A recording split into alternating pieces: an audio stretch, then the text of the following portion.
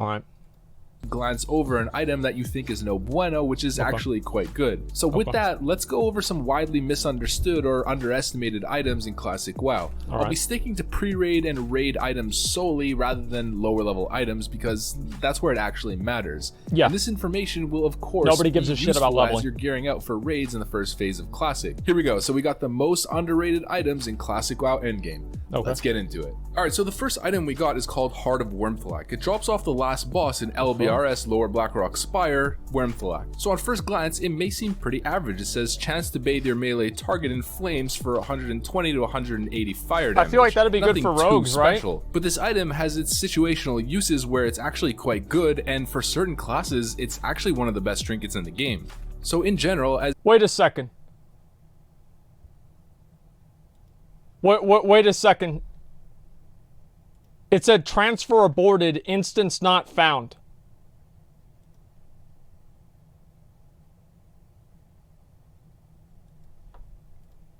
And my Hearthstone's not on CD either. That's great. Thank you very much, Blizzard. This is amazing. Okay, alright, let's go back to the video. Who gives a fuck?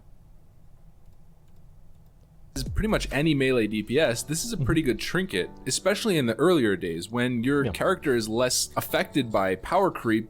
The actual just flat damage from this is pretty significant. On a Fury Warrior, a Rogue, you name it, it's pretty damn good. I think for a dueling class, that'd be insane. On Rogues, it's really good, especially in combination with your poison. So as a Rogue, if you're locking up a Warrior, let's say, or any plate-wearing enemy in a full stun combo, and you have constant little micro elemental blasts you're doing tons going of on that damage. target from either weapon procs, this trinket, or your poisons, for instance, your instant poison or whatever poisons that you plan on using, all of those little spell damage procs actually will add up to be a decent amount, especially on a plate-wearing target since it's bypassing his armor. What's really interesting about this trinket is that it actually has a chance to crit, so the spell damage or the fire damage proc can crit. And another interesting aspect is that you can proc the on-hit effect while in cap form, so it's actually a really good trinket for Feral Druids, let's say. Who cares about Now, Feral as I Druids? just stated, it's actually one of the better trinkets for a couple different classes. And the one class that it's really, really good on, at least from what we understand with current proc rates, probably rogues, right? Is the Ret Paladin. So with a lot of theory crafting that's been done and simulation based on damage, it's actually one of the best trinkets and arguably one of the best in slot trinkets for many raid tiers for Ret Paladins. I like to think of this trinket as the welfare version of the Dark Moon card Maelstrom. And as a Ret Paladin, from what I understand, the best two trinkets that you could use are actually Heart of Wyrmthalak and Dark Moon card Maelstrom. I was raiding in a pretty strong guild on Phoenix a while ago, and we had a Feral Druid in that guild who was using this trinket, and he pulled some really surprising numbers, and clearly he knew what he was doing. He was one of the few Feral Druids that would actually compete on the damage meter in the entire server. So yeah, if you're a melee DPS and you just happen to be doing LBRS and it drops, then don't overlook it. It's quite good. I would need roll on that. So this one, for my vanilla veterans out there who know everything about the game, every little detail, and are constantly correcting me, then you're probably gonna already know this one and find that it's really obvious. But for those of you guys that are actually newer to vanilla, some other random weird items seriously and are really looking forward to get into it this time,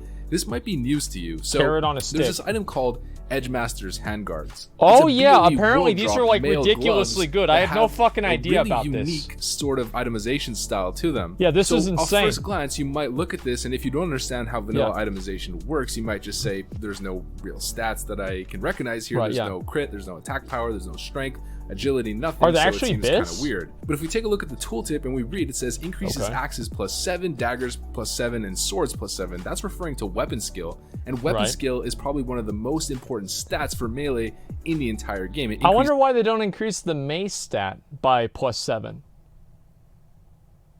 That's the thing, is because they have axes and daggers and swords.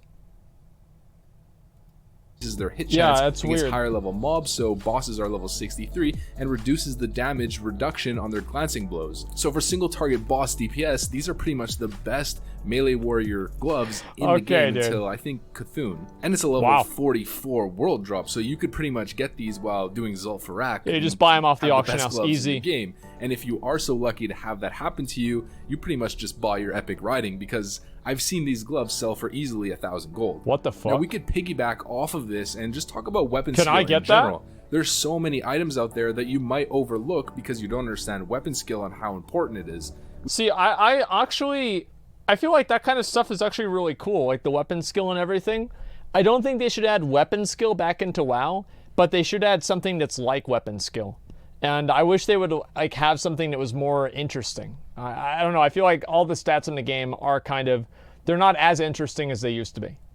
We've got Age Core Leather Gloves and Molten Core, which as a dagger rogue are incredibly good, but you might look at them at first glance and see strength and just be a bit confused. But these gloves are incredibly good if you're using daggers. We've got Obsidian Age Blade, which is also in Molten Core, and it's a pretty damn good two-hander, where in the early days you could actually get away with running two-handed Fury DPS. You might actually see the sword drop, and it might be better than your current setup with dual wielding. Once Dire Maul is released, we've got Distracting Dagger, which is an incredible offhand dagger for dagger rogues with a 1.3 weapon speed, proccing it distracts them from other daggers. Mugger's Belt, which is just a great belt. We got Maladath, which is in Blackwing Lair, and everyone knows how good this is as an offhand. And in AQ40, we've got the Anubisath Warhammer. That drops which, some again, trash. off first glance, you might not think much of it, but by the time you get into Nax, there's two really strong maces. There's the Castigator and Misplaced Servo Arm, which also drops off trash. So if you have one of those maces in your main hand, this is pretty much the best offhand mace that you can pair with it, giving the increased mace skill to affect both maces. So I wish they never got rid of the Misplaced Servo Arm. I actually feel so stupid, man. We used to run Nax like every Friday night, Nax 60 back at 70,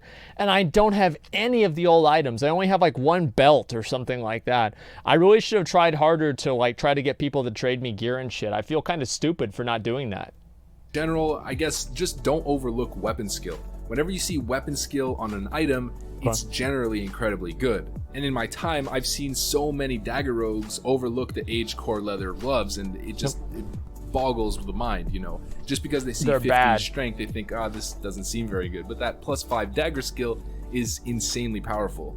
So this item, you're probably going to see it around quite a bit because it's relatively easy to get. It's a two-hander that drops in Zul'Gurub with a really nice equip on hit effect. It's called Halberd of Smiting, which is a nice polearm with a 3.5 second attack speed and an equip chance on hit effect that says chance to decapitate the target on a melee swing, causing 452 to 676 It's a ridiculous amount of damage. fucking damage. Like, that's insane. Like, I don't know if this like scales with attack power or anything, but 400 to 600 damage is like a mortal strike at level 60 unless you have really good gear. That's fucking ridiculous. It's really, really good. This two-hander is really good on a rep paladin, and it's also quite good as an entry-level... So it's not good. Two-hander for PvP on a warrior. The proc is pretty good for a two-hander. It procs relatively often, but what's really interesting, again, just like Heart of Wyrmthalak, is that it can actually crit. So it's nice little additional damage on top of your burst combos. Man? And you could imagine with a rep paladin who's stacking Reckoning or getting Seal of Command procs that this proc would be really nice in combination with those extra hits. So, hey, the reason why it's good for rep paladins is it procs. What does it proc off of? Auto attacks. Auto attack Andes.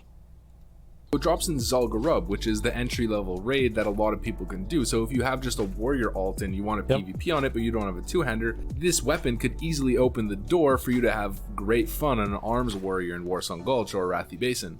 Dude, like, that's just man, like, I'm honestly, like, just thinking about, like, all the cool weapons that the game used to have. Like, this always makes me, like, really fucking nostalgic, because these items in the game used to make, they just used to make the game so much more fun and interesting. And, like, now we have, like, the King's Rest sword, which is, like, kind of cool. Like, that's nice, but I feel like now there's just, like, so many other damage variables and everything else. Everything's just, like, kind of diluted. But, like, in Classic WoW, like, having these items that could do these cool things were just... I don't know, I just get a feeling of, like, fucking running ZG and getting a cool item out of there that I can use in some sort of a situation or test out, and, oh, I'll take this into a BG and I'll use this against a mage and we'll do a lot of damage. Like, I don't know, it feels good, man. It just feels good. Everything's a stat stick. Yeah, I mean, again, like, Blizzard's just, they're so worried about, like, trying to, like, hyper-balance the game that they forgot about... They want to make it, like, don't want to make it fun. Like, I don't know, man. Maybe I'm just being nostalgic here, but these kinds of things were really fun, and they made the game really interesting. It's super enjoyable to see again. damage proc is quite hard like hitting. The theory and crafting it goes into it, I think, is full combos. So let's say on a Mortal Strike combo, yeah. you get a Wind Fury proc and you get this to proc, and that's a everything one-shot. crits. You could imagine how much damage that's a fucking one-shot, yeah. Back to back in one global. Super satisfying and relatively underrated, I'd say. Yep. So if you see Halberd of Smiting and you need a two-hander, don't overlook it. So this one's in the same line. I'd say, honestly, though, like, for a warrior, wouldn't just going sword spec be better? I mean, I don't know. You don't get the 5% crit, but you also get, like, all the other stats out of it. I don't know. Like, maybe sword spec would be better. It's really kind of hard for me to say. You're being slightly nostalgic? I know I am. I know. Because players QQ'd hard about unbalanced and Blizzard forced Blizzard to hyperbalance things. But the thing is, like, Blizzard's never hyperbalance things. So let's look at how balanced. That's a really great point that you bring up. Let's look at how balanced the game is right now. Let's open this up, and we will look at hyperbalance. Let's see, MDI. Let's see, season. Okay, let's look at the hyperbalance of the game. All classes are, of course, viable now. And let's open this up, and oh, look at that. Wow. Wow. Thank God Blizzard has spent so much time hyperbalancing the game, right? This is so balanced.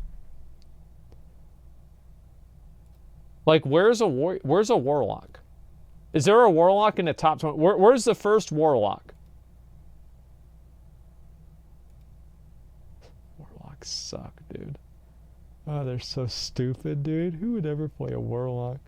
Oh my god, dude, what is this? They're not even in the top. Oh, they're, oh wow. Oh, they're okay. This is an Asian team. They always have off the wall strategies. Okay, so you have one warlock in here, and wait, we're about to find a second warlock here.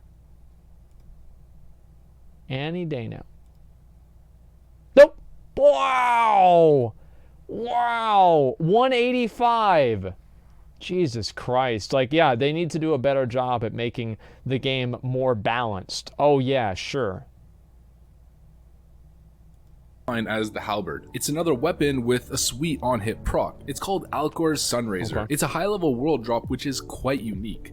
It's actually one of the best tanking items in the game. So if you guys look at the tooltip, you'll see that it has a 1.3 second fast attack speed. I'm pretty sure that that's the fastest weapon in the game, if I'm not mistaken. And if you guys understand weapon speed when it comes to tanking, the faster the better. So having the fastest weapon in the game on a tank allows you to generate a good amount of rage, and also allows you to generate rage quickly. Like, immediately you just stab the target that you're trying to engage with, get a bit of rage, and can sunder immediately. Listen.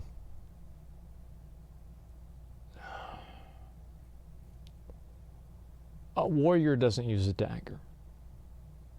Okay? You just don't. You use a sword. And that sword's name is Thunder Fury. That's it. You don't use daggers. It also has a chance on hit effect that blasts the target for 75 to 105 fire damage. Which, considering the actual attack speed of the weapon, procs more often than you'd think. And on top of that, it has plus 10 fire resistance, which is really good in the early days. This dagger is one of the best tanking weapons that you can use in the first couple phases of Classic WoW. Not only because of the weapon speed and the proc, but the fact that it gives fire resistance, which is really important during Molten Core and can be quite useful in Blackwing Lair. You're going to see a lot of these. A lot of the main tanks in the top guilds on your server are most likely going to use this. That's how it was in Nostalrius. I remember inspecting so many main tanks, or just tanks in general, in some of the top guilds, and even in my guild I was raiding in Pleasure Town Adventures, if you guys know that guild, and our main tank was rocking this. It's also a pretty decent offhand for Hemo rogues in PvP, who are stacking elemental procs, maybe Maelstrom Trinket, Heart of Wormthalak, things like that. Maybe in... Am I the only person that finds it a little bit asinine and pointless for people to min-max in PvE in Classic WoW?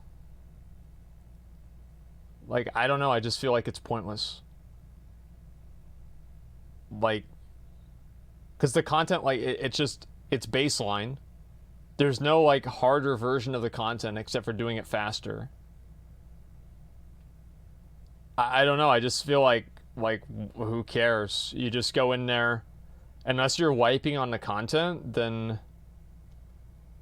I don't know. It feels like these like little min-max things don't matter. Like the only thing in my mind that matters in Classic WoW with min-maxing is PvP. That's the only thing that I think matters. Like that's why people go engineering. That's why you want to get all these different items is PvP. I feel like that's where the min-maxing really does matter because you're playing against another person that scales in the same way that you do.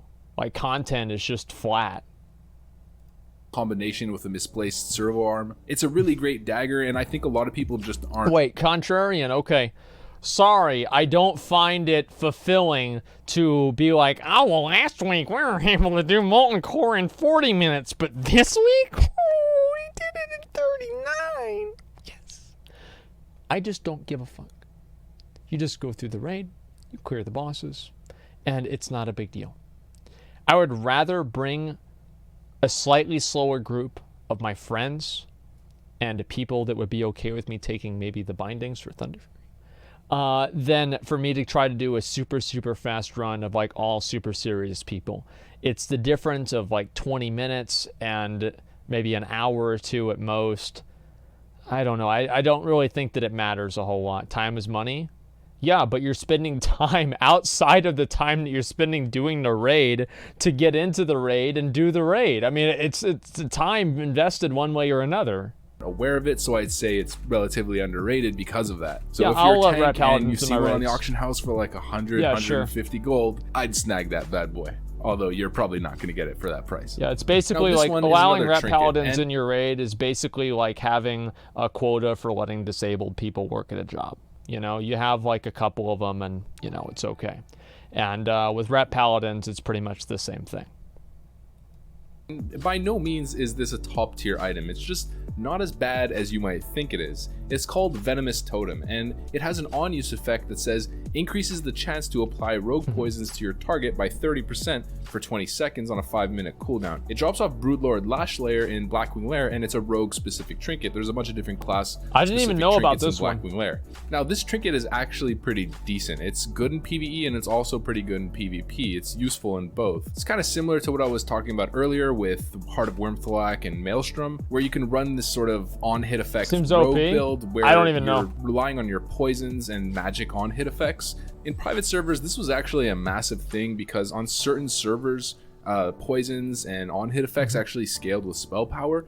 But in actual retail vanilla or classic WoW, I don't think that that's going to be the case. But either way, it's pretty damn good. I mean, 30% is a huge increase, especially if you already have improved poisons. You can constantly be proccing instant poisons over and over and over again, or if you really want to make sure that your crippling poison lands on your opener because it's super important, let's say against a warrior or whatever target that you may be fighting, this is a pretty decent trinket. It's useful to have in your inventory, and if you have another one that's on cooldown, you just want to reset and swap this one on, it's pretty If the trinket's so fucking good, why is he losing against a level 58 elite?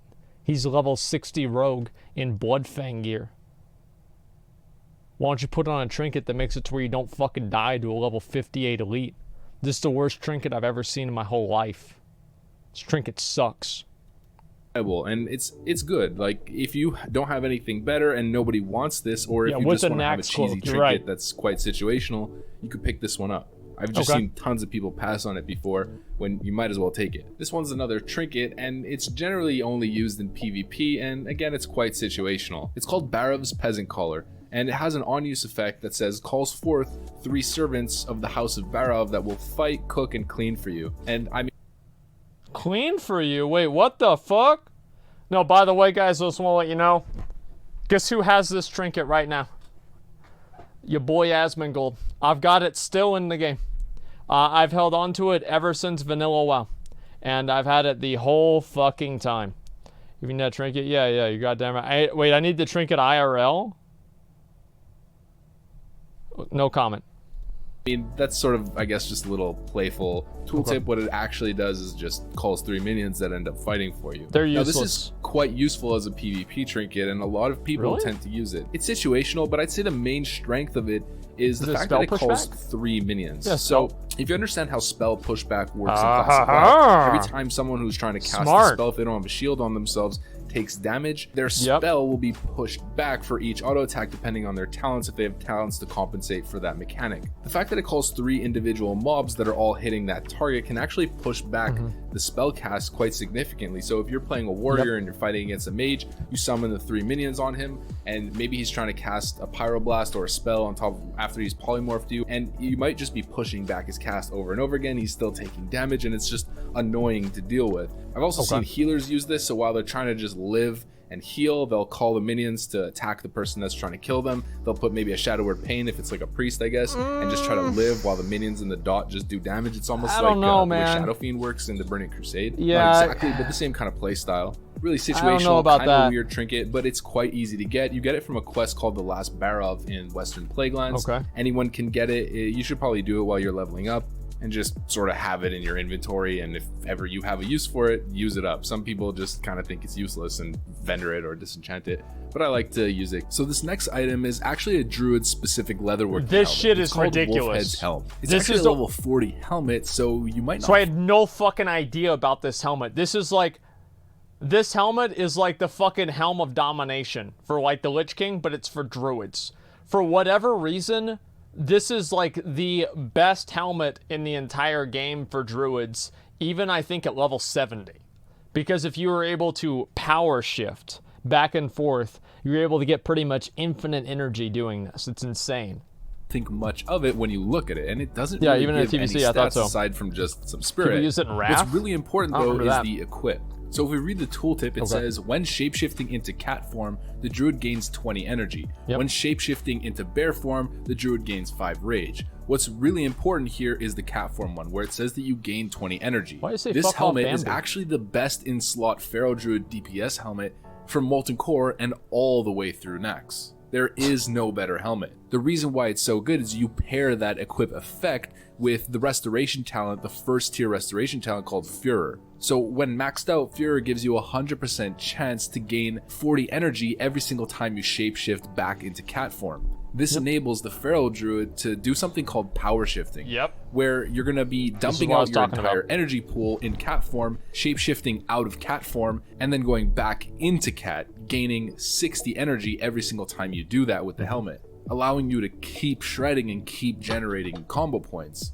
It's a really cool item that literally changes the way that you play the game as a Feral Druid. And it's also the item that helps make Feral Druids relatively viable if played right. It's a bit micro-intensive, I'd say kind of on the tedious side, but if you really... Listen, this is actually really good for Feral Druids, and I'm going to explain why. Is that in vanilla WoW, everybody knows there's only 3 buttons you have to press, and half the time you spend AFK. The issue with that is that Feral Druids all have ADD. So the power shifting allows them to keep focus on the game and not actually lose focus and go AFK and just go roll around on their floor. So this is why it's actually a really good item for Feral Druids. There's a meta level that this really helps Feral Druids on, as well as being a good item that increases their DPS.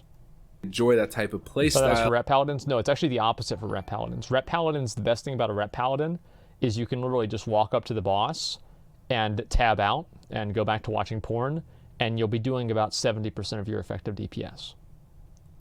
Well, it kind of makes it a lot more fun than maybe just spamming Shadow Bolt over and over again on a Warlock. So there you go, a level 40 leatherwork helmet that you might overlook is actually the best Feral Druid helmet in the entire game. Cute. So if ever you plan on playing Feral, make sure that this is your #1 priority. Not to mention, it's actually a really cheap helmet. It's really easy to get, and you don't need leatherworking to actually make it for yourself. Bolts you could of literally silk? just buy it off the auction house for super cheap. Boom, you have the best helmet in the game. Pretty easy. This helmet shouldn't be overlooked. Let's move on. Now, this is something you're probably going to see around, at least to a certain extent. You might get it as a drop, and you won't know what to do with it. It's called Warmonger, and it's a two-handed sword that has 45 damage per second. This is really good for hunters. Attack speed, 3 strength, and improves your hit chance by 3%.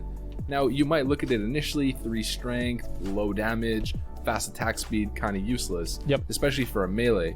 But it does have its uses. It's actually quite good as an entry-level pre-raid item on hunters. So if you want to itemize your hunter around this sword in the early days, you can just get a bunch of hit from it and then not have to worry about getting hit on other items, stack attack power on those items, or stack crit.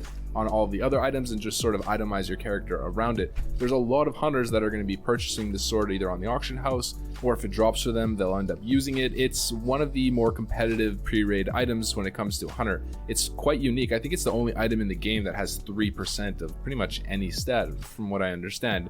And 3%, it goes a really long way in your hit rating. It's kind of a niche item. It goes 3% of the way. So yeah, obviously hunters. Yeah, it's not hunters, it's hunters. Hunters do, they, you know, hey, it got 3 strength, but it got 3% hit.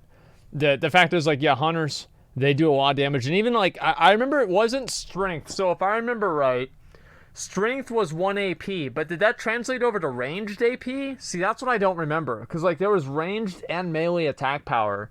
It was just so long ago, it's hard for me to remember a lot of this. No, it didn't. Okay, yeah. It's just so long.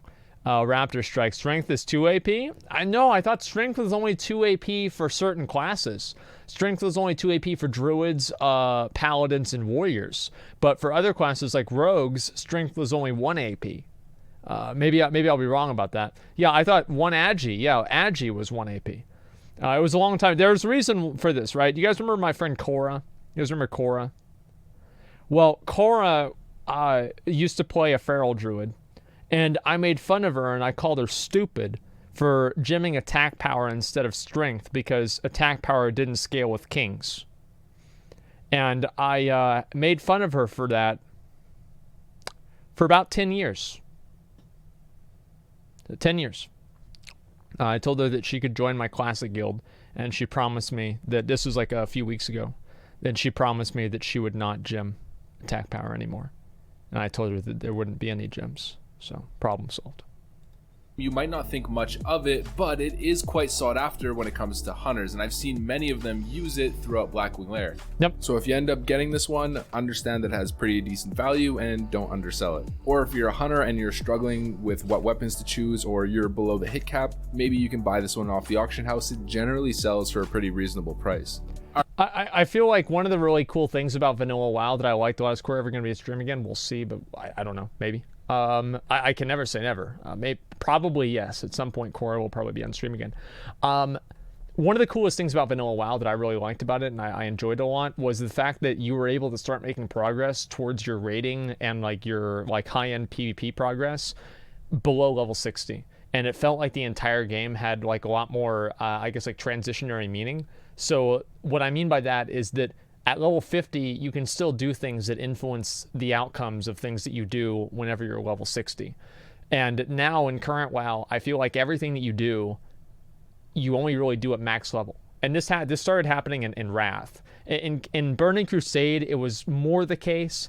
And this is just the nature of things being expansions. But one thing I didn't really enjoy as much was the fact that the entire progress of your character in in-game took place exclusively at the maxed level. I liked in Vanilla WoW where you were able to prepare and get ready for the end game before you actually got to the level to do it, because I think that it also created a sense of excitement and something to look forward to and something to work towards where you're like, okay, well, I'm going to do this so it can help me in the future. And something to look forward to and something to be excited about. I think is something that the games really matter. Like it makes it matter a lot in the games. The end game, yeah. And I wish that Blizzard could do something more like that in the current game. I don't know how they could do that, but if they ever introduced an expansion with a more expansive leveling process that you could do, or maybe like an essence system that you could do from level 1, and then you'd be building those up more, I think I'd like that a lot more than what they currently have. So just more things that you can do that aren't max level that still help your character in a way that is max level. I don't know, I just kind of like that a lot more.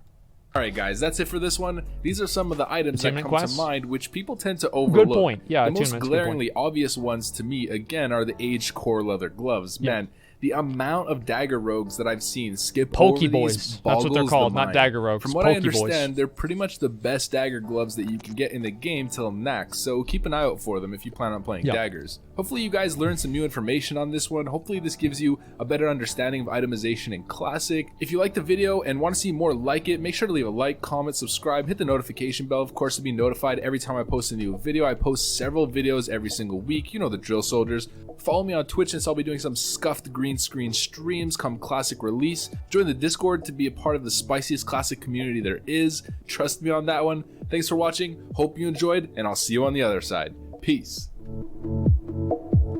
I think this guy's improved the quality of his videos a lot. I remember the first time I watched one of his videos, it was actually a video about me. Like, not really talking shit about me, but, you know, not really saying anything good either. And I didn't really know what to think about it, but I feel like he's done a much better job recently in creating some pretty good content. And that's why I'm completely okay with watching his videos, right? I like it. And there's